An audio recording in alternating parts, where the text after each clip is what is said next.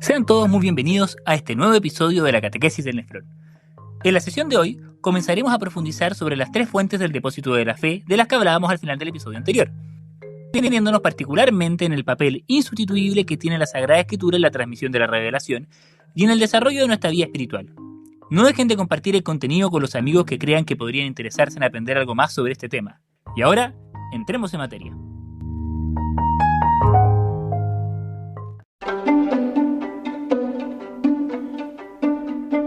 En eventuales intercambios sobre temas doctrinales religiosos con algún amigo evangélico o protestante, el católico se ve frecuentemente asediado por una retahíla de citas bíblicas frente a las que poco o nada sabe responder. Acá hay que hacer un reconocimiento. El manejo que tienen muchos de nuestros hermanos separados de los contenidos de la Sagrada Escritura resulta admirable para el católico promedio, quien con mucha frecuencia, aun habiendo recibido en general una buena formación doctrinal, exhibe un desconocimiento lamentable de la palabra de Dios. El analfabetismo bíblico es un gran mal que aqueja a nuestras comunidades, y de hecho una preocupación constante del magisterio desde el Concilio Vaticano II ha sido insistir mucho en la necesidad de un mayor contacto del pueblo de Dios con las Sagradas Escrituras, alimento indispensable para nuestra vida espiritual. Sin embargo, también es cierto que cuando el contacto se prolonga un poco más allá del intercambio ocasional, se descubre que la supuesta cultura bíblica de la que hizo gala nuestro interlocutor en un comienzo es más superficial de lo que parece. A ratos pareciera que las escrituras solo ofrecen un conjunto de citas para invocar a gusto, con más o menos exactitud, según las necesidades de la disputa. Citas que pueden producir un efecto fuerte cuando se las oye por primera vez, pero que luego se van convirtiendo en verborrea desarticulada inerte. Y es que el valor eterno de la palabra de Dios no la convierte en un mero argumento de autoridad que se presenta de un modo puramente abstracto, despojado del contexto humano desde el cual dicha palabra fue originalmente pronunciada, y del proceso vivo por el cual ésta es recibida y transmitida de generación en generación al interior de una comunidad. Como todo texto, la Biblia necesita de un contexto, y ese contexto no es otro que el de la vida concreta de la Iglesia, siempre animada por la acción del Espíritu Santo. Aislada de ese sitio de origen, la Sagrada Escritura se convierte en letra muerta, con la que solo puede pasar una de dos cosas. O se cae en el subjetivismo más desenfrenado, en el que el creyente aislado lee el texto individualistamente y desentendiéndose por completo de su contenido objetivo da total prioridad a la experiencia espiritual que éste suscita en su intimidad, o nos encerramos en un literalismo inflexible que defiende ultranza la historicidad material de toda afirmación y deja poco o nulo espacio para que se desplieguen los significados espirituales del texto, en un afán por proteger una fidelidad respetuosa a la letra del mismo. Es muy interesante ver cómo de hecho en las últimas décadas esta doble actitud ha polarizado a las comunidades cristianas surgidas de la Reforma Protestante, conduciéndolas a una profunda y creciente crisis. Pareciera que la insistencia en tomar únicamente las Escrituras como fuente de autoridad en materias de fe inevitablemente conlleva esta dinámica, bloqueando una lectura auténticamente fructífera de la misma. Probablemente, algunos de nuestros hermanos protestantes se escandalizarán especialmente al oír que el Catecismo de la Iglesia Católica abiertamente declara que la fe cristiana no es una religión del libro. El cristianismo es la religión de la palabra de Dios, no de un verbo escrito y mudo, sino del verbo encarnado y vivo. Quizá nos ayude a ilustrar el sentido de esta afirmación del catecismo, detenernos un poco sobre la manera en que otras religiones interactúan con sus textos sagrados. La expresión religiones del libro fue acuñada por el estudioso del siglo XIX, Max Müller, para designar colectivamente a las religiones abrahámicas. Sin embargo, esto en realidad equivale a una descripción que solo parece aplicarse adecuadamente al Islam. En efecto, en la tradición teológica musulmana dominante se considera que el Corán es un libro eterno e increado, palabra incorrupta y divina que fue recitada por Mahoma, que no sabía leer ni escribir, a modo de mera repetición literal de un contenido que a su vez le transmitía el arcángel Gabriel. Esta manera de pensar el texto sagrado acerca un poco más al Islam a lo que encontramos dentro de la tradición hindú, en la que los Vedas son también considerados como apauruseya, es decir, sobrehumanos e impersonales, sin un autor. Son sonidos y palabras sagradas a las que los sabios antiguos llegaban en un éxtasis místico. Expresan una verdad eterna e intemporal que no remite a la autoridad de una determinada persona que la pronunció, sino que tiene validez en y desde sí misma. Es decir, no están insertos en el contexto de un proceso histórico de automanifestación progresiva de un Dios personal a la humanidad, como el que describíamos en el capítulo anterior. Ahora bien, el cristianismo también ve la Sagrada Escritura como expresión o manifestación del Verbo eterno de Dios, el Logos o palabra increada que estuvo con el Padre desde el inicio. Así, El Catecismo nos recoge una cita de San Agustín que declaraba: «Es una misma palabra de Dios la que se extiende en todas las escrituras. Es un mismo verbo que resuena en la boca de todos los escritores sagrados, el que siendo al comienzo Dios junto a Dios, no necesita sílabas, porque no está sometido al tiempo».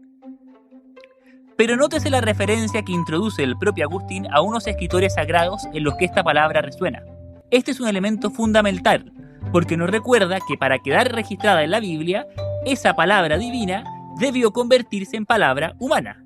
Es decir, la verdad eterna e increada de Dios asumió el ropaje del lenguaje humano para poder llegar a nosotros de un modo que nos resultara comprensible. Así enseña el Concilio Vaticano II que la palabra de Dios expresada en lengua humana se hace semejante al lenguaje humano, como la palabra eterna del Padre, asumiendo nuestra débil condición humana, se hizo semejante a los hombres.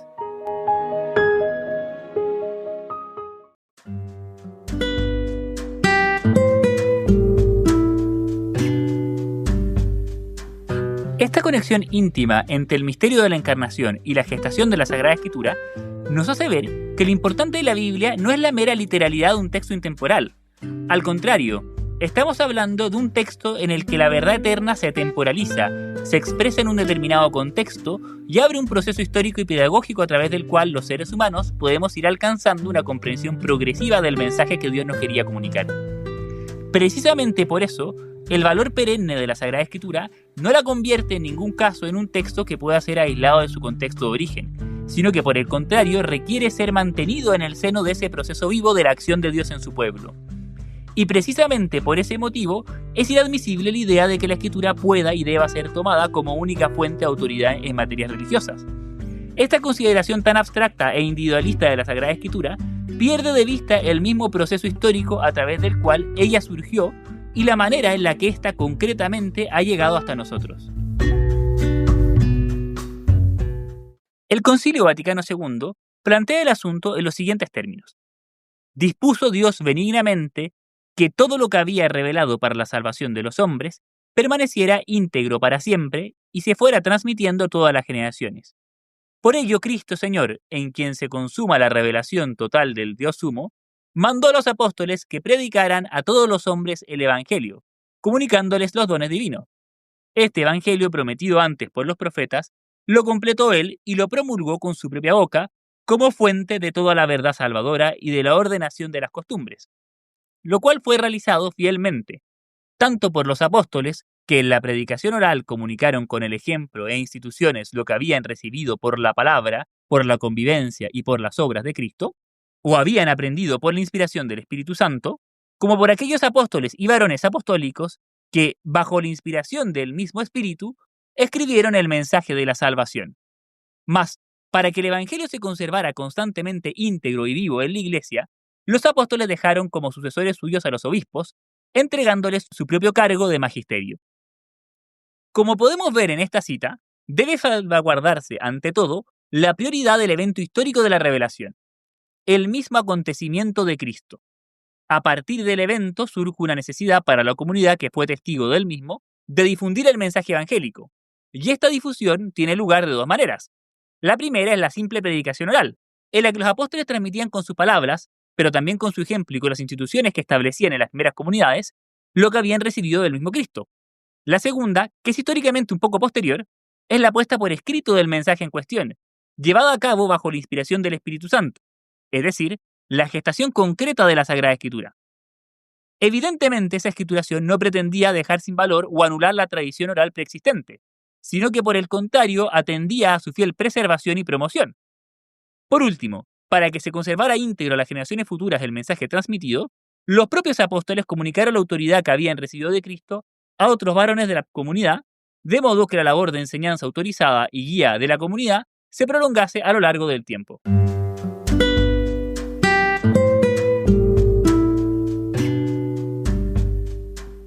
La descripción que acabamos de dar deja en claro la presencia de tres elementos dentro del proceso: una tradición oral, unos textos sagrados que fueron escritos bajo la inspiración del Espíritu, y la institución de una autoridad al interior de la comunidad para que desempeñe el ministerio del magisterio autorizado. Este es el contexto vivo desde el que nos llega la palabra de Dios, y para entenderlo adecuadamente, hay que prestar atención a los 3 polos mencionados.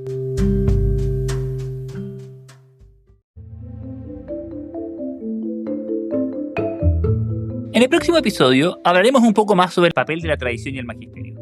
Pero ahora quisiera que digamos algunas cosas más acerca de la Sagrada Escritura. Lo primero a enfatizar es desde luego que para los cristianos la Sagrada Escritura es verdaderamente palabra de Dios.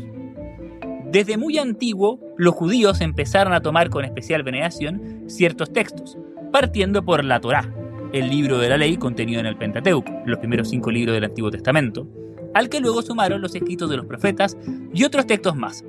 Especialmente desde la época del exilio en Babilonia, los judíos leían y estudiaban con especial respeto esos textos, pues consideraban que su autor más profundo había sido el mismo Dios. La iglesia primitiva heredó estos textos de la tradición hebrea, a los que se fueron sumando otros, que daban cuenta de la vida y hechos de Jesucristo, los 4 evangelios, de la historia de la iglesia primitiva, especialmente los hechos de los apóstoles, de la enseñanza autorizada del apóstol San Pablo y de otros testigos de la primera generación, las epístolas paulinas y cartas católicas, y también de una visión que tuvo el apóstol Juan sobre lo que Dios tenía previsto para el fin de los tiempos, el Apocalipsis.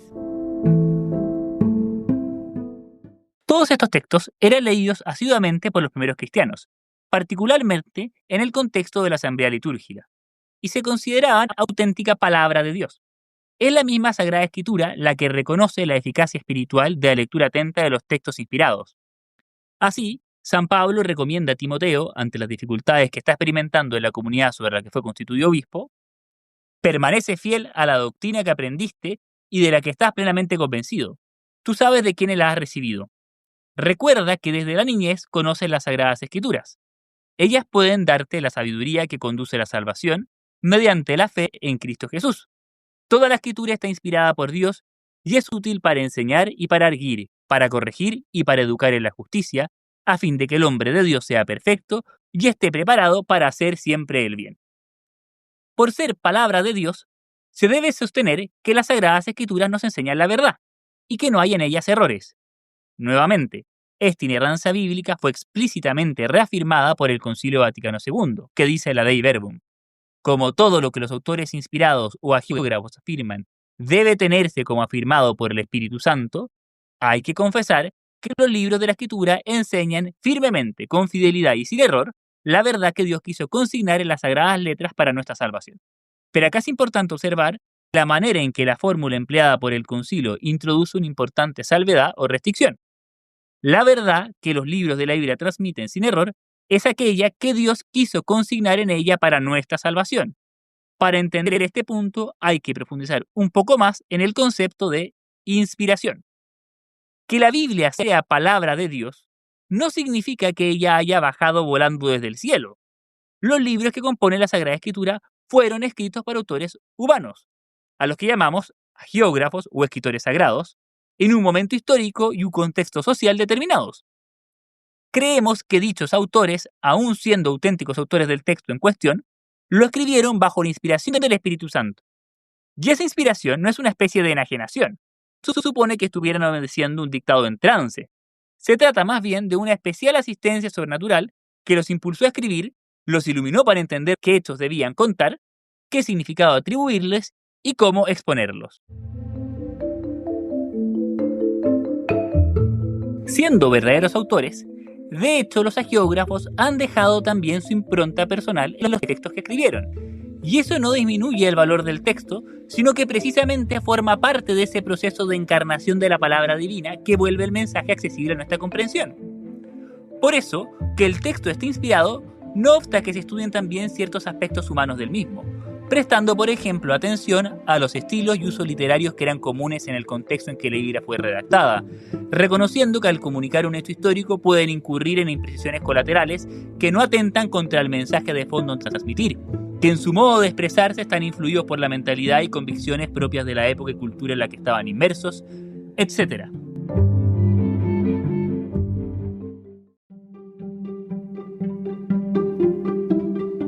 Precisamente porque los autores humanos son verdaderos autores, se hace necesario para interpretar correctamente la Biblia delimitar primero la intención del escritor, que es lo que se conoce tradicionalmente como sentido literal del texto, es decir, lo que inmediatamente quería decir quien lo escribió.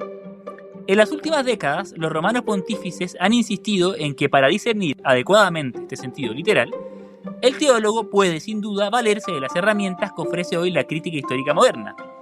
Esta ha permitido un avance sustantivo en nuestra capacidad para discernir críticamente las lecturas auténticas de las variantes espurias, reconstruir más en detalle el proceso de redacción de algunos de los textos, hacer estimaciones bien fundadas sobre cuándo y por qué no pudieron ser escritos, etc. Pero el magisterio de la Iglesia también ha prevenido en reiteradas ocasiones contra ciertos prejuicios que podrían animar algunas hipótesis pseudocientíficas sobre los mismos textos. Concretamente, una lectura que partiera desde presupuestos racionalistas o positivistas que excluyen de entrada la posibilidad de lo sobrenatural, llevaron en su momento a presentar como resultado de la investigación histórico-crítica todo tipo de teorías que tienen en realidad poco asidero científico y son solo reflejo de los prejuicios metodológicos desde los que se hizo el análisis. Por ejemplo, si se supone por motivos filosóficos que no pueden haber milagros, se dirá que todo pasaje en el que se relata un milagro tiene que ser una reconstrucción creativa de los hechos históricos que fueron transfigurados por las supersticiones del hagiógrafo, el cual seguramente debe estar muy alejado temporalmente de los mismos. Pero semejante hipótesis no es en absoluto un resultado del análisis histórico crítico. Por otro lado, al tratarse de textos que fueron escritos bajo la inspiración del Espíritu Santo, su interpretación no se agota en la mera determinación del sentido literal. Al contrario, leer la escritura desde una perspectiva propiamente teológica supone verla como un texto revelado cuyos contenidos desbordan los estrechos límites mentales del autor humano que lo redactó y encierran sentidos espirituales que el mismo Espíritu se encargó de dejar ahí. Por eso, desde muy temprano los padres de la Iglesia desarrollaron interpretaciones que, sobre la base del sentido literal, elaboraban otros sentidos. Esta es una tarea compleja, que supone una meditación reposada y orante del texto, cuyo significado más profundo solo sale a la luz cuando éste es leído desde el mismo espíritu con que fue escrito, es decir, bajo la guía del propio Espíritu Santo. Así, una antigua tradición añade al sentido literal del texto otras tres clases de sentidos espirituales. En primer lugar, los padres de la Iglesia practicaron la lectura alegórica de los textos bíblicos, a través de la cual veían en los diversos pasajes maneras metafóricas de anticipar y expresar hechos sobre la persona de Jesucristo. Por ejemplo, sostenían que la purificación del mundo por el diluvio y la salvación de quienes estaban en el arca, o que el cruce de Israel por el Mar Rojo anticipaban la liberación del cristiano mediante el bautismo, o que el sacrificio del Cordero Pascual es signo del sacrificio redentor de Cristo, etc. En un sentido muy similar, se practica también la lectura anagógica, en la que otros hechos o realidades de la Sagrada Escritura son imágenes de la vida eterna. Y así, por ejemplo, la Iglesia en la tierra es signo de la Jerusalén celestial. Finalmente, se hace también legítimamente una lectura moral de otros pasajes que pretenden entregarnos modelos de santidad y así instruirnos acerca de la recta conducta que Dios espera de nosotros.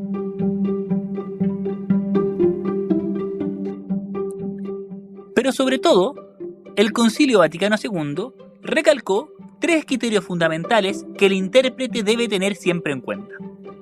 Primero, poner atención a la unidad de contenido que hay en toda la escritura, comprendiendo que aun cuando ésta se componga de una serie de libros que fueron redactados por separado, todos ellos están unificados en virtud de su inserción dentro de un designio unitario de Dios que tiene su corazón en la persona de Jesucristo y en su misterio pascual. Segundo, no perder de vista la relación de la Escritura con la tradición viva de la Iglesia, pues el Espíritu ha grabado su mensaje más en el corazón de los creyentes que en la materialidad de los escritos, inspirando a la asamblea para que haga la adecuada lectura espiritual de los textos. Y tercero, prestar atención a la llamada analogía de la fe, es decir, la cohesión o debida proporción de las verdades reveladas entre sí y con el proyecto total de la revelación.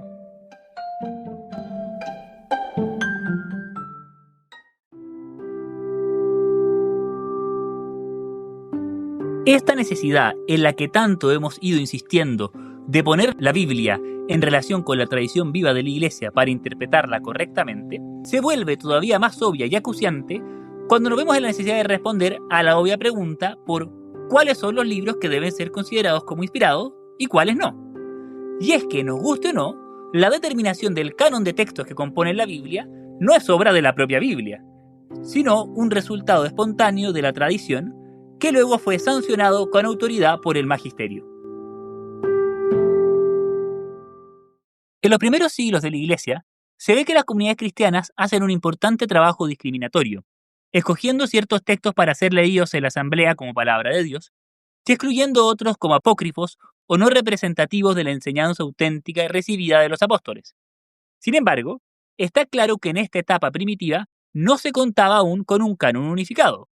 Fue recién hacia el siglo IV que la Iglesia definió el canon bíblico.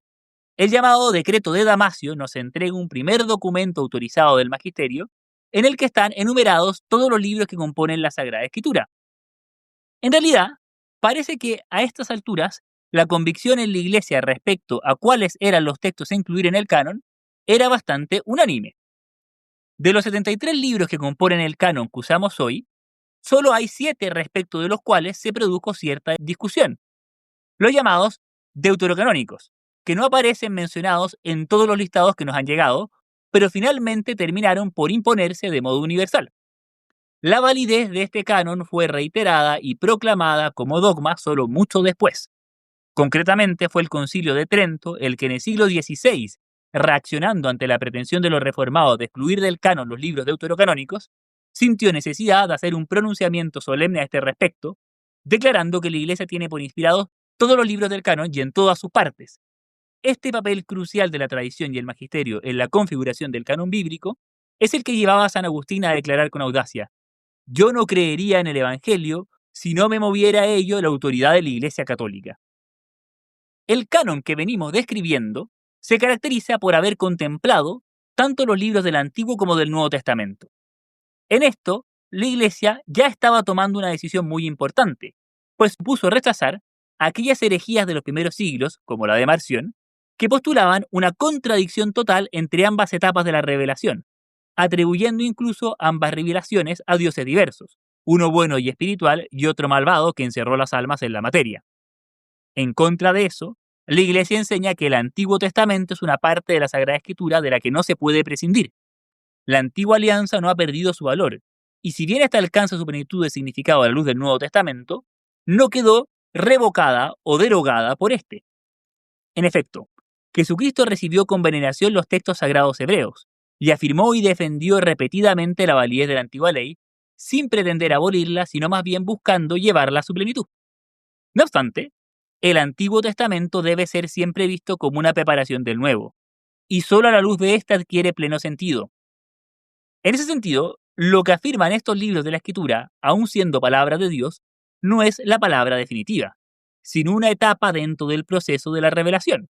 Por eso debe cuidarse especialmente de hacer estas oraciones, especialmente cuando, por ejemplo, se supone que por el solo hecho de que, de conformidad con las creencias y costumbres de la época, la Biblia parece avalar ciertas conductas, estas han sido realmente avaladas y queridas por Dios para los creyentes. Esto no es verdad ni siquiera dentro del mismo Antiguo Testamento. Por ejemplo, aunque el Génesis alaba a Abraham por la solicitud con que éste estaba dispuesto a sacrificar a su hijo para cumplir la voluntad de Dios, es muy claro de una lectura global de la Biblia que Yahvé rechaza los sacrificios humanos que se practicaban en otras culturas del Medio Oriente, y se los propone tajantemente a su pueblo. Igualmente, aunque se contemple el divorcio a solicitud unilateral del varón en la ley de Moisés y se destaque el poder de la corte davídica presentando al gran rey como poseedor de una enorme cantidad de mujeres, los libros de los profetas utilizan progresivamente la imagen del matrimonio monógamo e indisoluble como signo de la alianza irrevocable de Dios con su pueblo, transmitiendo e instaurando así una visión muy distinta del plan divino sobre el amor humano. Es en el Nuevo Testamento donde la revelación alcanza su plenitud. Como enseña el Concilio Vaticano II, la palabra divina, que es poder de Dios para la salvación de todo el que cree, se presenta y manifiesta su vigor de modo especial en los escritos del Nuevo Testamento. En el fondo, todo lo que se nos transmitió en la Antigua Alianza era una larga preparación para la palabra definitiva del Nuevo Testamento. Esta manera de interpretar conjuntamente ambos testamentos, dejando que se iluminen recíprocamente, se ilustra especialmente en las lecturas tipológicas a las que nos referíamos más arriba a propósito del sentido alegórico y anagógico de la Sagrada Escritura. La Iglesia reconoce en las obras de Dios en la Antigua Alianza prefiguraciones de lo que se realizará en la plenitud de los tiempos en la persona del Hijo encarnado. Como decía San Agustín, el nuevo se oculta en el antiguo y en el nuevo el antiguo se vuelve manifiesto. En el corazón del Nuevo Testamento están los 4 evangelios, que son también el centro de todas las escrituras. Más allá de su inspiración, los evangelios son también los documentos históricos más valiosos que tenemos para conocer la vida y enseñanza de Jesucristo, se basan en testimonios cercanos de gente que lo conoció a él o bien estuvo en constante contacto directo con los apóstoles. En ese sentido, la Iglesia afirma la autenticidad de estos textos, la cual también se puede hoy defender desde la perspectiva de los estudios histórico-críticos. Si bien es obvio que estos no pueden demostrar que los textos fueron materialmente escritos por las personas a las que se les atribuye según la tradición, sí nos permiten afirmar hoy con bastante certeza que fueron efectivamente escritos durante los primeros 2 siglos de nuestra era y que la comunidad cristiana los tuvo como inspirados desde un momento muy temprano. Acompañando a los evangelios están también otros textos escritos por los cristianos de la primera generación, que nos ayudan a completar la imagen de lo que se vivía y creía en la iglesia primitiva.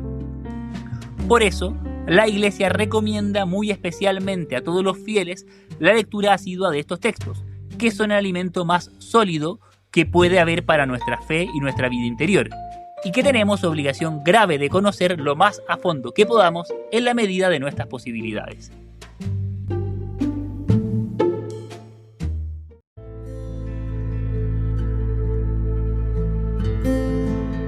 Esta exhortación a la lectura asidua de la palabra de Dios es sin duda uno de los rasgos más distintivos del magisterio del Concilio Vaticano II, cuya construcción dogmática Dei Verbum hemos citado en múltiples ocasiones durante el episodio de hoy.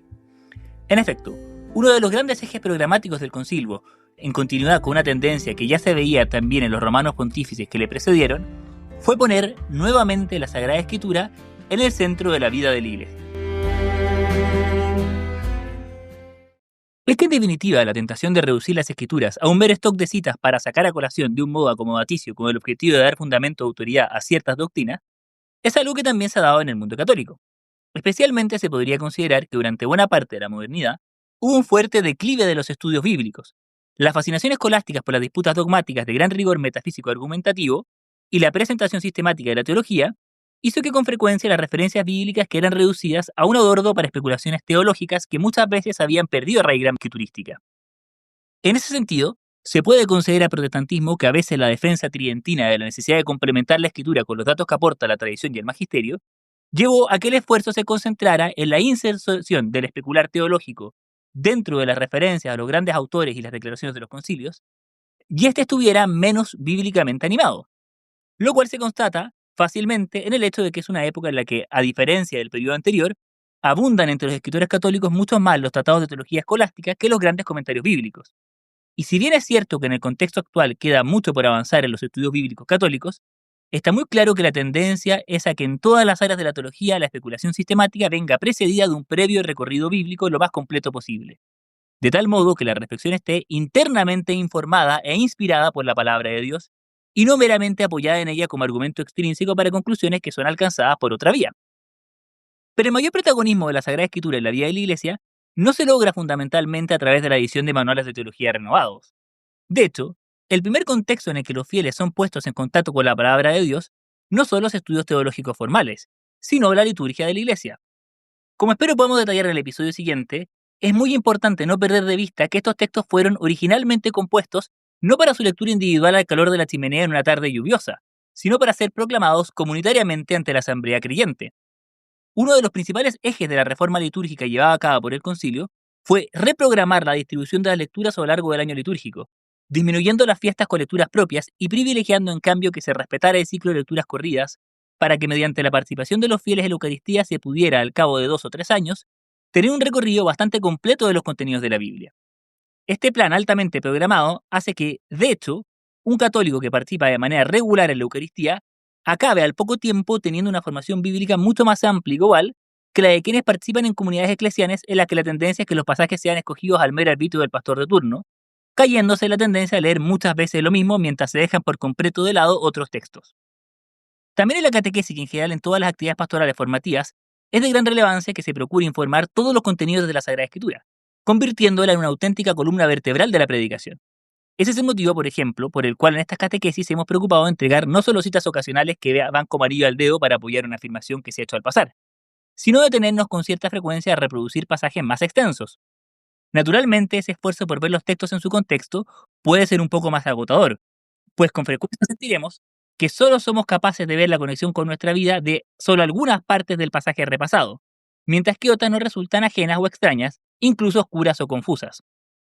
Esto me permite reforzar que lo que se ha dicho acá sobre la importancia de leer la Biblia desde el seno de la comunidad no pretende en absoluto desincentivar la lectura individual de los textos en el contexto de la vida de oración personal.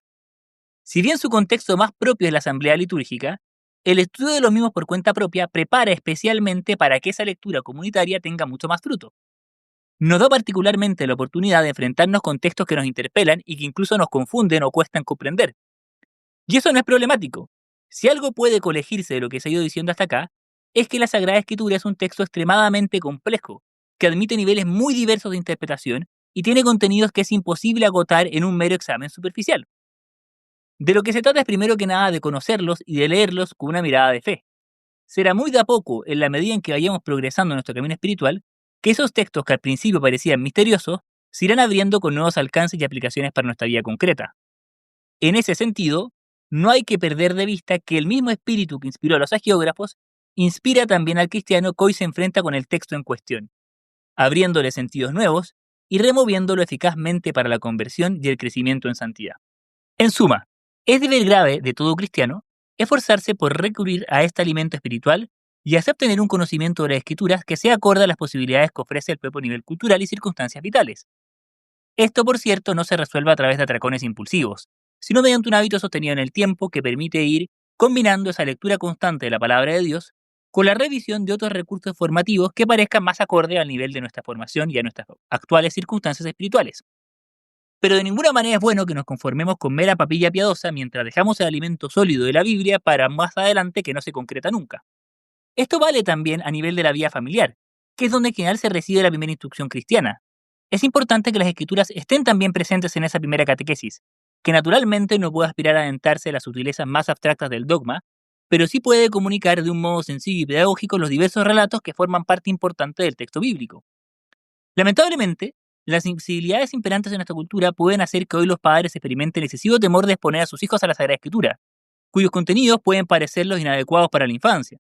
Naturalmente, los padres pueden y deben hacer las debidas adaptaciones y selecciones para ir escogiendo prudentemente qué episodio narrar, con qué énfasis, colocando las aclaraciones del caso, etc.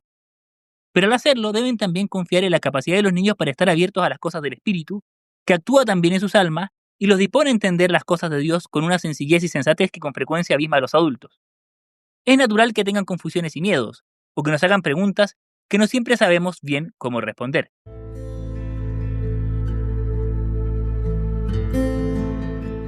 Y en general, tampoco importa que no tengamos respuesta para todo.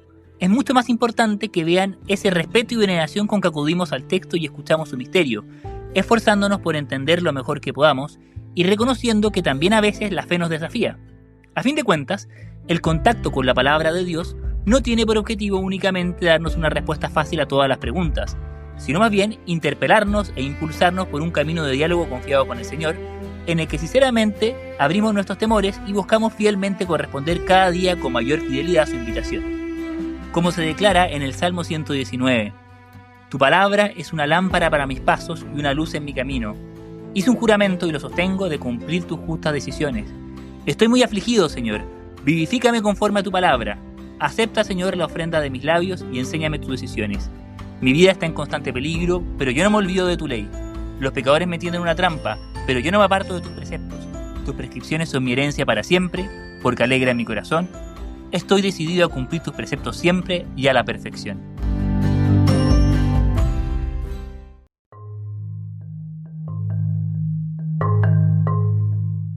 Muchas gracias por habernos acompañado en este nuevo episodio de la Catequesis del Nefrón. En la próxima sesión profundizaremos un poco más en los otros dos polos del depósito de la fe sobre los que tanto insistíamos al comienzo de este capítulo. ¿Qué son exactamente la Sagrada Escritura y el Magisterio de la Iglesia? ¿Y qué papel cumplen de cara a la transmisión de la revelación? Espero nos acompañen nuevamente para adentrarnos en estos temas. Agradezco especialmente a quienes han evaluado el podcast e invito a quienes todavía no lo hacen a que introduzcan su calificación para así llegar a un público más extenso.